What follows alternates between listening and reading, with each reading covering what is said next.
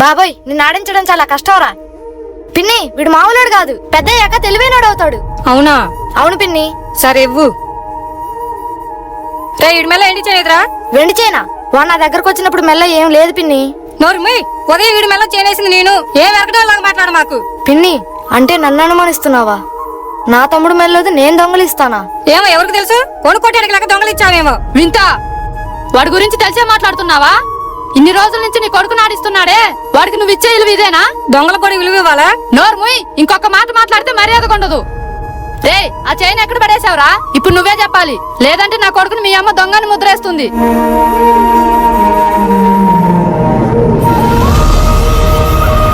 ఇప్పుడేమంటావు? నిలుపు నిదానం లేకుండా నోరు జారావే, ఇప్పుడు నిన్నేం చేయాలి? పోనీలే అమ్మా, మన పిన్నేగా.